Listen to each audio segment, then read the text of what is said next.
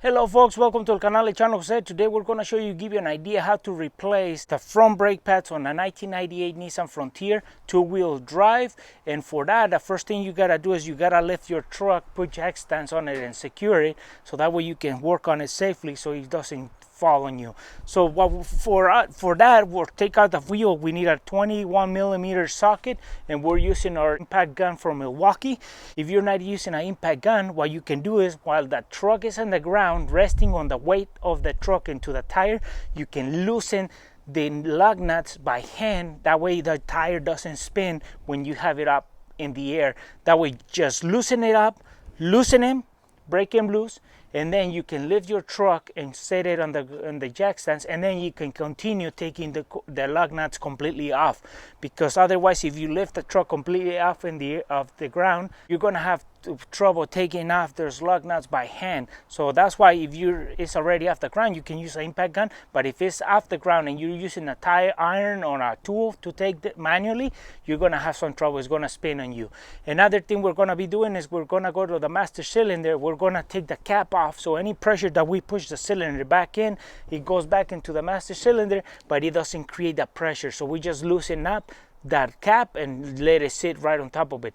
And for that, we're going to show you what we mean by the procedure so you can get an idea and you can do it yourself. Here is your master cylinder for the brake system. What you do is you just loosen the cap and lift it off, but you're not going to take it off. You just let it sit in right on top of it, so any pressure that comes back to the cylinder, it doesn't build up here. So it just gives it it has the movement, the free space. Now there's no pressure.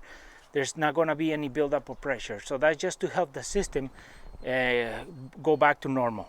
Okay folks, so what we have done is we have turned our wheels towards the left, so that way we can expose the back piece of this brake system, because the bolts that we're going to be taking off are in the inside. So we want to make sure that we expose them as much as we can so we can work on them without getting ourselves too much under that truck. And now what we do is we take out this bolt and this lower bolt for the caliper to come out, and that's a 14 millimeter bolt.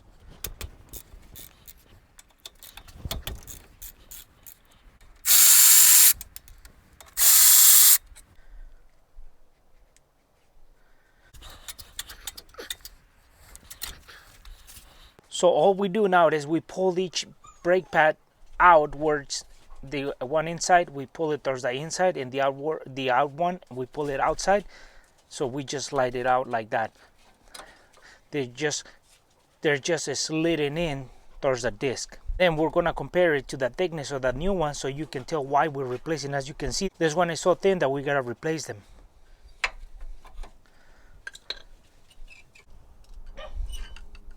One thing we want to tell you guys or show you is that look at this thickness on this rotor, and as you can see, the inner wall is thinner than the outer wall, so that means that this disc is ready to be replaced. Another thing is that it's a scratch, there's grooves on it. So for today, we're gonna replace our brake pads because we have lifetime warranty on our brake pads. And doesn't matter if we put them on right now and we take them off and we return them to the store, we get brand new ones, even if these are brand new, because we have lifetime warranty on these brake pads. So for today, we're just gonna throw the brake pads in there so we can move that truck around, and we're gonna buy the rotors and replace them. But when we're ready with that, we'll get the brake pads brand new again and with no cost because we have a lifetime warranty. But for today, we want to show you that these rotors are ready to be replaced. They're all scratched and have groove, and they have a lip, so that means that these rotors ready to be replaced. One thing folks, if you don't remember when you take out your brake pads which brake pad goes inside or outside, you remember that this one with the tab with the dual circle is the piston, so that means that one goes inside. So the one with the metal goes inside. So now what we do is we put the outer brake pad in, we set it, and we slide it in. We get the inner brake pad, we set it, and we slide it in. We make sure both of them are touching the rotor, and now we can put our piston. But before that, we want to make sure the sliders are free and they're not stuck. So that way, both brake pads wear down evenly. So now we put our piston back on. Okay folks, so for this system of dual piston, you cannot just push one piston in and expect the other one to be pushed in after. You're gonna have problems if you do one piston at a time. the oil or the hydraulic fluid that is in here is going to force the other piston out, so you're going to have problems. What you got to do is you got to use a tool to press them both in at the same time, and for that we're going to show you what we mean, because you cannot do one at a time. The liquid is going to force the other one that is not be pressed in, so it's going to offset the pressure and it's going to push the other one outwards, and that's not good. So now we have our tool to push both pistons in. So what we do is these tools, you can adjust it. So it depends on the width of the pistons, how far apart they are. So what we do is we put it in, and once we do that, what we have done is we get a flat bar and we put it between the pistons and the tool. That way we get an even more precise press in. We present it just to where the bolts touch and they're snug. And now as you can see is a flat bar between the tool and the piston, so that way the tool doesn't start pressing when at one end of the piston. We use the flat bar to push them evenly. So as you can see, we have where the brake pad used to sit, our tool, and this tool is going to help us push those pistons in to compensate the space that the new brake pads are going to need between the pistons, so they can so that brake caliper can slide right back into the new brake system. So let's push them in. So now we can start spinning our bolts so we can start pressing in the pistons.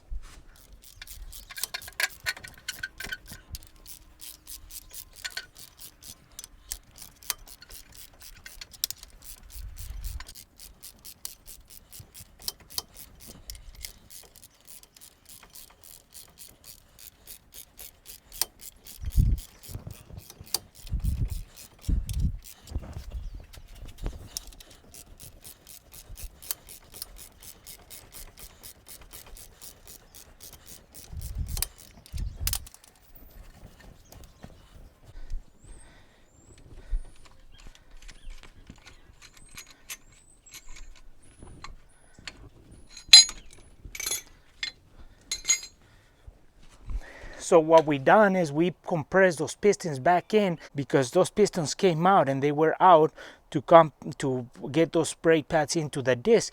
But now that we have pushed those pistons back in, is to compensate the space that the new brake pads are gonna take, so those pistons can be in. And another thing you gotta keep in mind is that when you're pressing those cylinders at the brake caliper in, all the fluid is gonna come back to this master cylinder, and if you don't check or keep checking this system, you're gonna have fluid all over the place, and that's not good, because this fluid can eat the paint of your car. So keep that on mind. So when you're doing the one side, you want to make sure where you end up, and then once we end up with one side completely, we press our pedal down to set those brakes, and then we continue on the other side. But we gotta keep this in mind as well, because you might have an over fluid and that's gonna just spill all over the place. So now folks, that we have our brand new brake pads on and we already compressed our pistons back in with our tool evenly, now we can put our caliper back on. You want to make sure that your sliders are good, lubricated, they move back and forth like these, and then we can put our caliper back on. And then we'll replace our rotor soon, because we didn't inspect this. As we bought the truck, we didn't know how bad was it. So we're gonna buy the rotors, and at that point we'll get the brand new brake pads as well. So we have them on lifetime warranty. We can exchange them as many times as we want. So we can put the bolts on.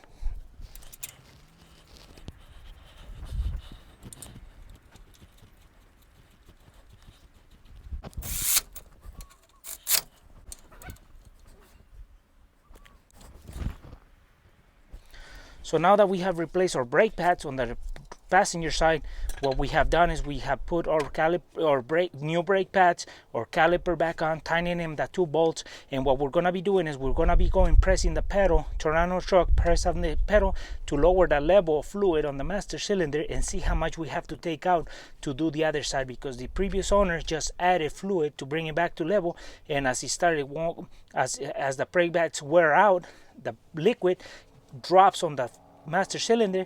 So the people before, they just added liquid, and now when we're pressing back the pistons, we are sending all the liquid back in. So we're gonna have too much liquid on the master cylinder. So we'll do one side and then see how much we have to take out to do the other side.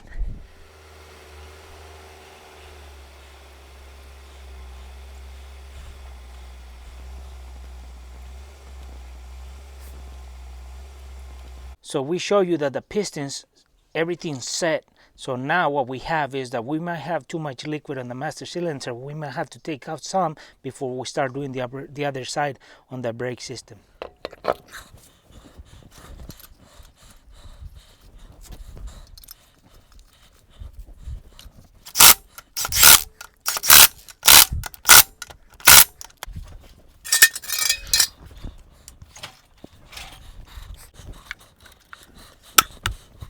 So now we're about to do the driver's side, and what we have is the liquid is at max after we press a pedal to compensate or get the brakes on the passenger side back out, the pistons to set. So what we have is too much oil. So what we're gonna do is we're gonna have to take some hydraulic fluid or brake fluid out before we start replacing the driver's side brake pads, because otherwise when we compress those pistons in, all the liquid is gonna just overflow because this system has too much oil in the system already. So now to take some of the liquid or fluid out, we're gonna be using a spray bottle nozzle, and we're gonna use a catching container. We have all hydraulic fluid in here from another brake system, so we're gonna capture it here. So we're gonna show you how we do that.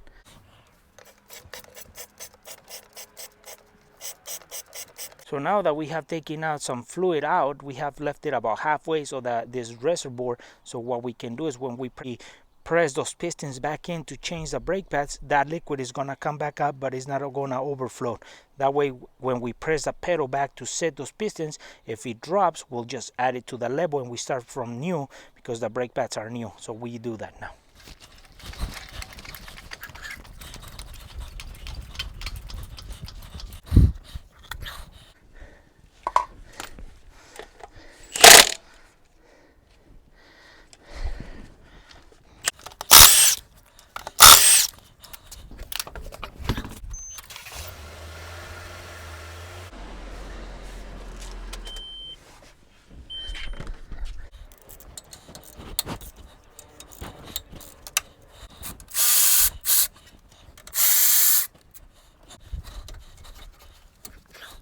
So now that we're on the driver's side, as you can see, the inside wall is as thick as the outside wall. So on the passenger side, the disc was thinner from the inside than the outside, so that means that the disc needs to be replaced. So we want to show you that this disc is in better shape, but we're going to replace them in pairs. That way we have brand new disc and brand new brake pads when we put that new disc in.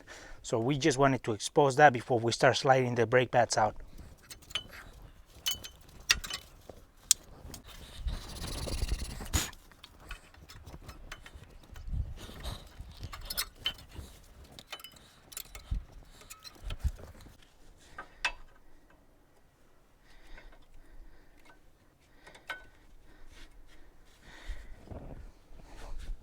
Folks, so now we have our tool ready to push those pistons back in because it's a dual system, and we have our flat bar between, so we push them evenly, our brake pads in. But today, right now, we're gonna show you up there what happens on the master cylinder when we push these two cylinders back in, so you can see how much the liquid it comes back up.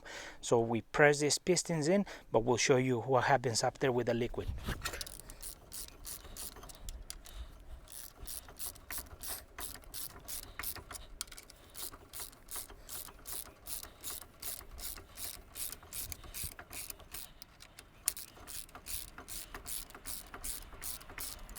So as you saw, folks, this liquid rise as we push the pistons back in, just so we can put this brake caliper back in.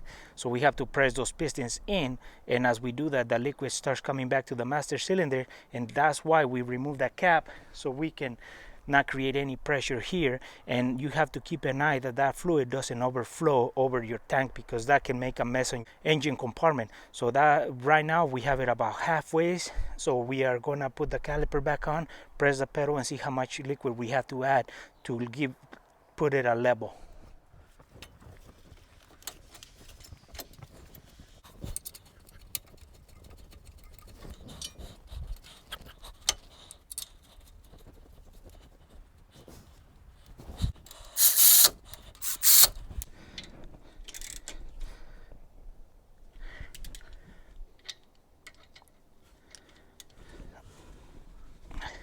So now we have put the brand new brake pads, the caliper back in, and what we're gonna be doing next is gonna be pressing the pedal to present and set the brake pads at the wheel, and we're gonna see if this liquid drops when we're doing that.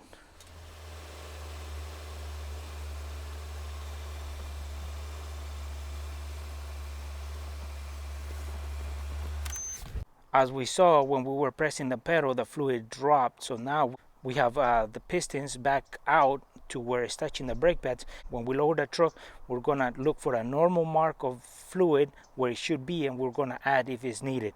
But we just pressed the brakes and we found out that liquid actually did drop. So we just fill it back up to the normal level.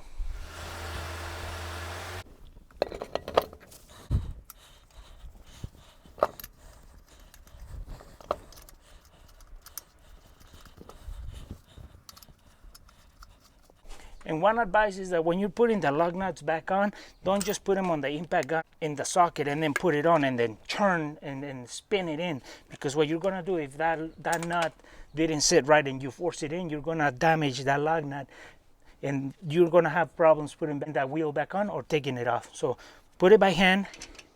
Make sure you spin it about 2 or 3 times that the lug nut has gone in right, and then you can put the impact gun to tighten them.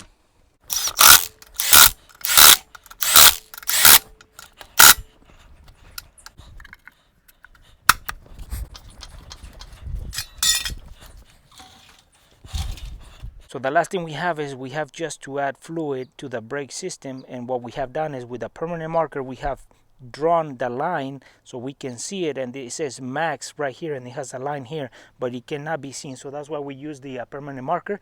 So what we have to do is we just add brake fluid into it and we bring it back to the line.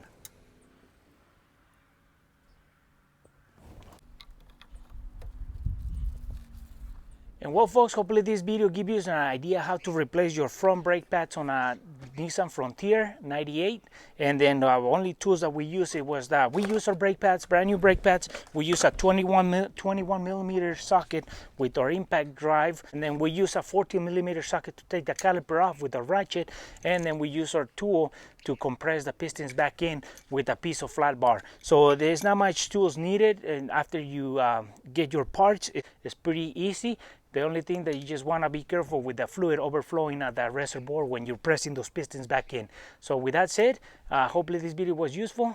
For those folks who are watching our video haven't subscribed to our channel, please subscribe. If you like our video, give us thumbs up, share it, and we'll see you soon with more videos here on el canal de Chano Jose.